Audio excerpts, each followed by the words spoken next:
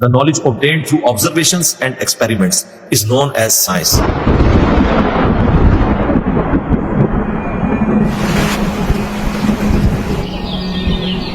तो कुरान भी तो ये कह रहा है, अफला यंजुरून इलल इबिली कैफ खुलिकत,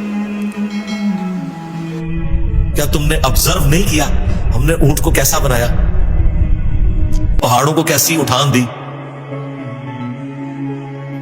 आसमान को कैसा बनाया, जमीन को कैसा बिछौना बनाया। 1000 आयात कुरान की, ऑलमोस्ट 6500 आयात में से वो फिजिकल फिनोमेना ऑफ नेचर से रिलेटेड है। साइंस का इल्म है ही है।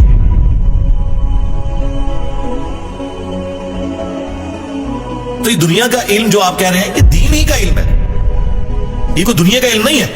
हजरत आदम अलैहिस्सलाम को कुरान कहता है कि हमने चीजों के नाम सिखा दिए थे। ये तो नहीं कहता कि बता दिए थे कि अल्लाह ताला के नाम कितनी दफा पढ़ दिया तो ये सवाब होगा।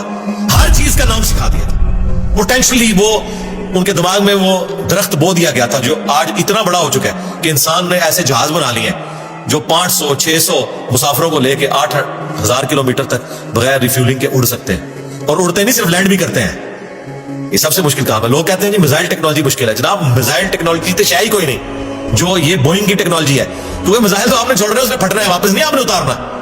लेकिन स्पेस शटल को, बोइंग जहाज को उड़ा के आपने उतारना भी है, बंदे बीच में बैठे हुए हैं। ये मुश्किल टेक्नोलॉजी है, तो करके दिखाया ना।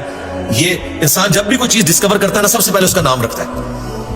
तो पोटेंशियली आदम अलैहिस्सलाम को तमाम चीजों के नाम सिखा दिए थे जो फरिश्तों को भी नहीं आते थे। इंसान की फजीलत उसी अक्ल की वजह से। तो ये कोई दुनिया का इल्म नहीं है, ये अल्लाह ताला का फेल है। ये कायनात, कुरान अल्लाह का कलाम है और कायनात अल्लाह का फेल है। अल्लाह ने बनाई है ना, क्रिएटर ने। अल्लाह के फेल का इल्म हासिल करना ये दुनियादारी कैसे हो गई?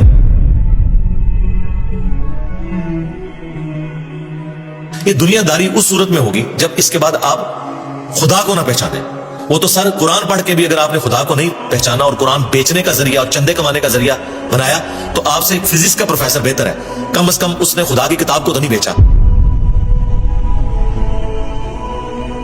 तो आज साइंस की बरकत से मेरा ख्याल खुदा का तारुफ जितना हमें हुआ है, हमारे इस्लाफ को नहीं था। और आज जिस बेहतरीन अंदाज में हम क्रिएटर का तारुफ एक इंसान के सामने रख सकते हैं, आज से पहले तसव्वुर भी नहीं था कि ऐसा भी हो सकता है।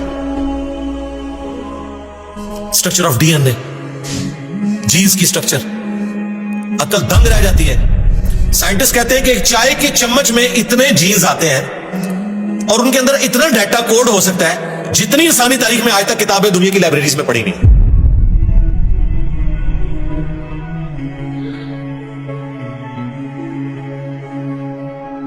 ये किसने रखा है?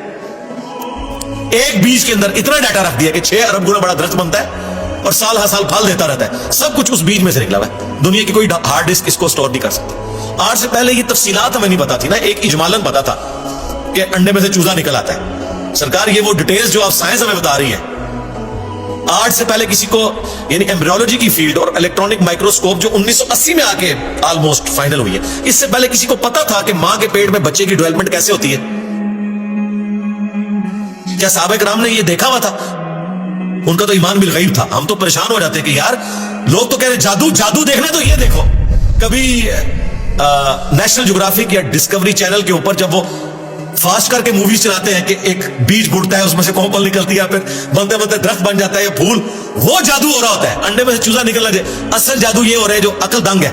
लेकिन हम इन मोर्जात के आदी हो चुके हैं। तो आज खुदा का तारुफ मेरा ख्याल है साइंस की बरकत से अल्हम्दुलिल्लाह बेहतर तरीके से हम अपनी यंग जनरेशन को खुदा का तारुफ करवा सकते हैं। और इससे बढ़कर साइंस की बरकत से आज दीन इतना आसान है कि अगर कातिब के लिखने पे कुरान होता, आज दुनिया के हर मुसलमान के पास कुरान ना होता, अगर प्रिंटिंग प्रेस ना होता,